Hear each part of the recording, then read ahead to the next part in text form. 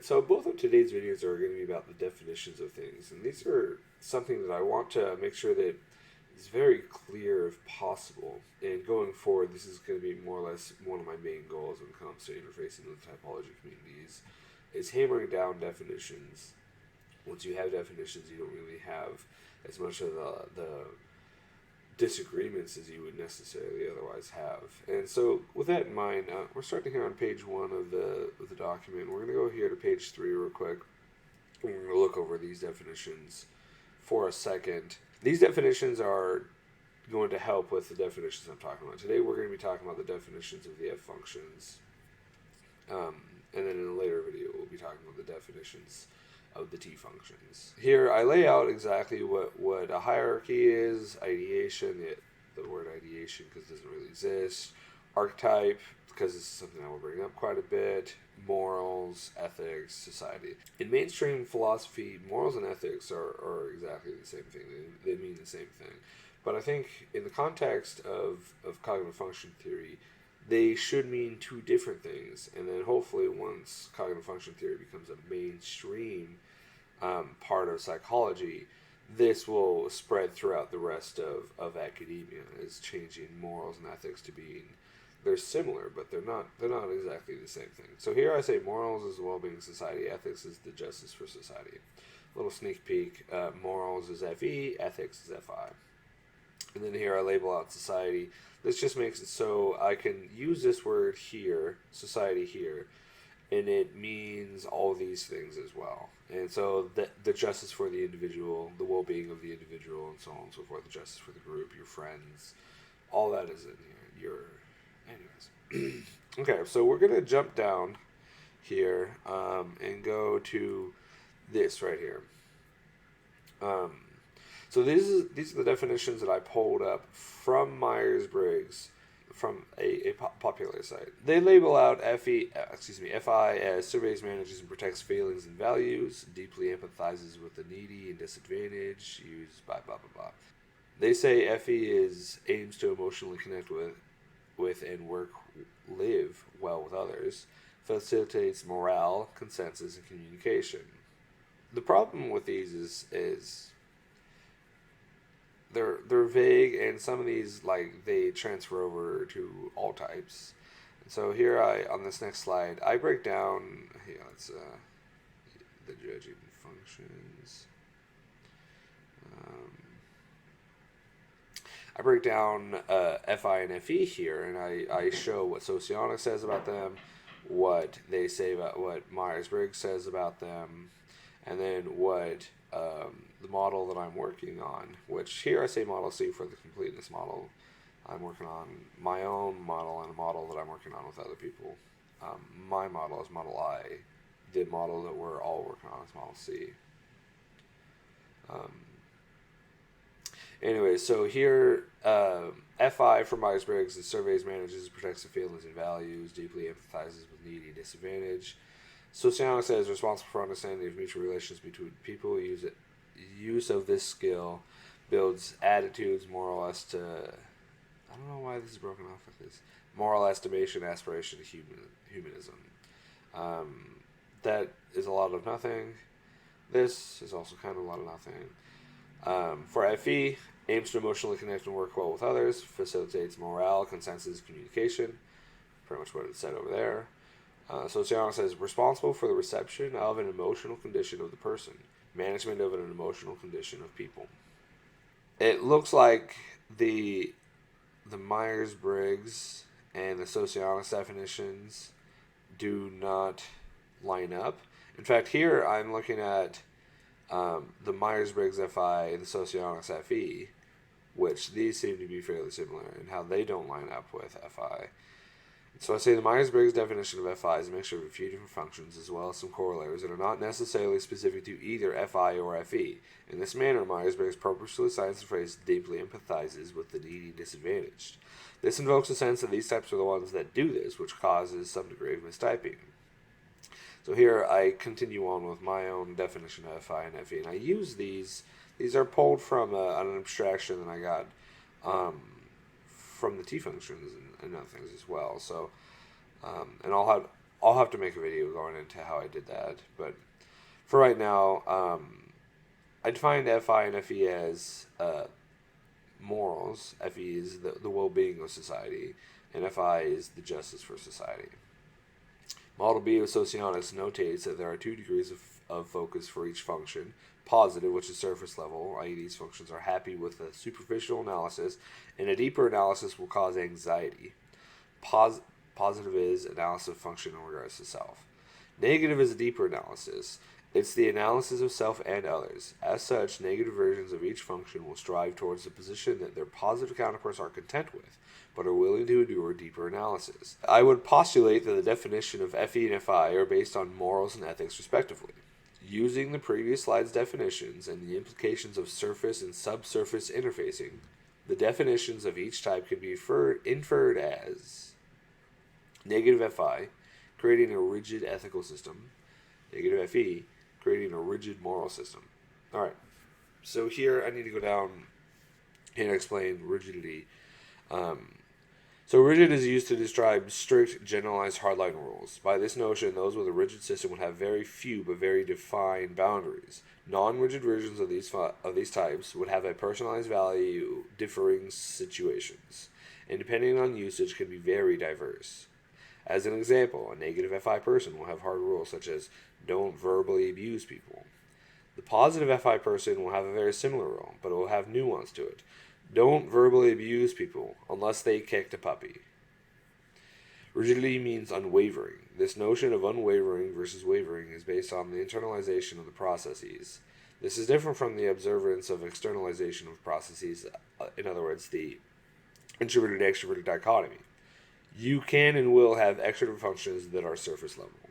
So, going back up here, creating a rigid ethical system, creating a rigid moral system. Ethics is, like I said, the justice for society. So this is creating a rigid analysis of whether or not some interaction was just. Something that you witnessed, observed, came out the right way. The scales were balanced in the end. Negative FE would have creating a rigid moral system, and what that means is there are a few hardline rules that if they're crossed, you are no longer okay with that entity that crossed those moral boundaries, and there is enough reason. This is a call to action for you that you actually will probably take up. Positive FI and positive FE have this very similar wording here. You'll notice there's a lot of consistency throughout all this. Creating an internal ethics system and creating an internal moral system. What this means is that these functions will do some form of an interested calculus in order to figure out whether or not they should hold to the somewhat rigid system that their negative counterparts will go into. All functions are paired with their counterparts. So negative FI is paired with positive FE. Both of these functions can be quantified, and their usage will be different based on the type using them. In this instance, the Myers-Briggs ISFP will use a different FI than INFP. One of the major discrepancies between socionics and Western branches of cognitive function theory is the letter scheme for introverts. Identifying each type based on their most dominant extroverted function is beneficial to a psychoanalyst and people pretending to be psychoanalysts. Identifying each type based on their most dominant cognitive function is extremely useful for some advanced dichotomy paradigms, as well as basic perception of the type. As an example, the SIFE users are not judging types, and as such, labeling them as ISFJ is incorrect. So this kind of like gets into the analysis of individuals based off their letters and their thing. So saying someone is an ISFJ when they're really an ISFP, because their most dominant function is their perceiving function, leads to like some miscommunication, misunderstanding of what the types are inherently. And this is particularly well notable with INTJs and INTPs, in my opinion. Myers-Briggs INTJ, their most dominant function is NI, whereas the INTP's most dominant function is TI. The most dominant function for the INTP is a judging function that processes information, uses negationary terms, and then checks for validity. That sounds like a judging function to me. That sounds like that type is a judging type if that's their primary mode of interacting with the world. Switching the letters around so to make it so it's easier to identify people that are extra based off their extroverted function seems inane to me. I don't agree with that. All right, let's go down here. This is where I want to go over this this notion of an axis. Model B introduces the idea that all 60 of the types have valued functions, and 8 of them will have a valued function set that is similar. So here I have the alpha and the delta quadra, ESTJ, ENTP. These are their valued judging functions. Keep that in mind. This is only an analysis of judging functions at the moment. But so here I'll lay out, like, in general, how you would describe these 8. And after this, we'll get back to a slide that I should have touched on earlier. These types will have an internalized ethics system, but adhere to a group/herd's morality. These are the types that will go with the flow, so long as you don't trigger their fundamental rules. While the negative FI, positive FE people will have nuance to their feelings, the negative FE, positive FI people will have rather staunch boundaries, of which are rarely disturbed so long as you adhere to the group's or herd's emotional atmosphere. So I'm going to use an illustration for this real quick, and then we'll go to that. If a new person to a group is using playful yet derogatory verbiage towards another group member, as long as the group as a whole doesn't mind, the negative FE, positive FI user will not mind, as their barrier of grievance is lower than said action. Whereas the positive FE, negative FI user will consider the relation to the victim and may consider said banter as crossing a boundary that warrants a response/resolution. Conversely, the positive FE, negative FI people will be the type to do anything for people they deem important to them, even when said person violates strict ethical boundaries, whereas a negative FE, positive FI person will not abide by such action. And the example that I like to use of this is the mother that hides their child after the child has done some ridiculous action, compared to the mother that turns their child in because they did something ridiculous. That's just like a axionomical difference between these two groupings. And these two groupings, again, go along the axis of alpha and delta and beta and gamma. All right, so one thing that's important to keep in mind is taxonomical systems have a method of regression. And what this means is that any identifying trait that you see at a higher level will also be seen at a lower level. So every mammal has they don't lay eggs, and they have certain things. They're warm blooded and so on and so forth. These are just classifications that we use in order to describe what a mammal is. So therefore, if I say that mammals have this set criterion and humans are mammals, therefore humans have this set criterion. This is going to be true in any taxonomical system, and it definitely should be true in cognitive function theory. Jung postulated that there are 2 types of functions, perceiving functions and judging functions. These functions work in tandem and are the basis of the different types. He further discussed that there are 2 types of each perceiving and judging function, sensing and intuition, and thinking and feeling. These functions were determined to be a pair of extroverted and introverted functions, each subservient to each other. So to describe a perceiving type, you would say that XXXP uses their judging function to augment their dominant perceiving function. Vice versa, a judging type would use their perceiving function to augment their dominant judging function. Just as with the entire system, this pattern is regressible and will extend in both directions. If you limit your analysis to perceiver or judger, you would say the exact same thing. If you extend your analysis to each type, you would say a more detailed version of this pattern. ENTP uses their TI tool function to augment their dominant NE perceiving function. ISFP uses their SE tool function to augment their dominant FI judging function. Continuing this pattern, an ENTP uses their negative NI as a lens to augment their positive NE. They then use their tool function, which comprises of the nested negative TI, positive TE functions. So you would have something like this. Positive NE generates possibilities. It's purely ideation. So you have ideation 1 through infinity. Negative NI considers future outcomes and is used to eliminate extraneous possibilities. Ideation 892 seems to be valid according to negative NI. Ideation 2, ideation 42, so on and so forth. Negative TI tests the logical validity of the ideation and knocks out which ones it doesn't think are valid. So we're left with just a couple. Positive TE reaffirms that factual data that does support the ideation, and therefore you're left with two ideas that the ENTP will burst forth with. They're seemingly unrelated and seemingly out of nowhere, but have gone through this entire process of analyses in order to get to their response. The other axis is negative FI, positive FE. These types will have an innate sense of right and wrong. Things will just feel wrong, like their gut is telling them. Their sense of morality and ethics will be based on spheres of influence when and where they grew up. If they are a negative FI, positive FE user, their gut feeling will be used as a tool to address everyone. If they are a positive FE, negative FI user, the ethics of their civilization/locale will innately shape their internal gut feeling. FI, they say, surveys, manages, protects feelings and values, deeply empathizes with the needy and disadvantaged.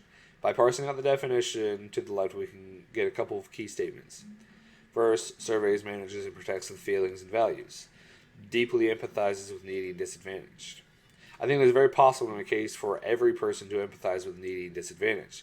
If that is true, then this is a non sequitur, and the only real definition of FI is surveys, manages, and protects the feelings and values. This seems fairly close to Socionics' definition, which is responsible for reception of emotional condition of the people and management of an emotional condition of people. Therefore, Myers-Briggs FI is equivalent, more or less, to Socionics FE. So getting back to adding the positive and negative functions, we're going to go over a little analysis to see how this matches up. So positive FI, negative FE, when putting them together, adopting a society's moral system to create an internal ethics system, and negative FE, positive FI. The inverse of this is using an internal ethics system to create a rigid moral system. Negative FI, positive FE, using an internal moral system to create a rigid ethical system. Positive FE, negative FI, adopting society's ethical systems to create an internal moral system. These functions introspect on their processes and create a sense of right and wrong from which they base their decisions and analysis on. One inherent problem here is that this Myers-Briggs and Socionics, more so Myers-Briggs definition, is a functional definition where my definitions are like the basal definitions and they're not very functional. So I have taken the liberty to create a functional definition for these functions. Not specifically these here, but for FE and FI. In order to apply the basal function definitions that I've created, I've come up with these as kind of like the functional definitions as they were and how they interact with each other. And this is what you're going to see and what you can actually kind of like parse out.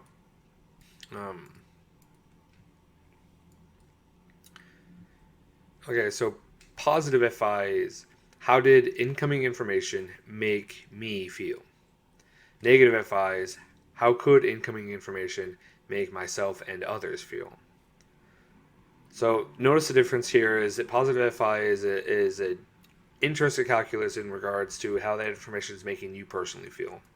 The negative function has the same thing, make myself feel, and others. So it's able to look at how others would feel about a certain situation. This is what gives the natural idea that someone's an empath. Again, all people will do these things. They're just going to do them on a different level. Positive FE is what is the emotional atmosphere and can I handle it?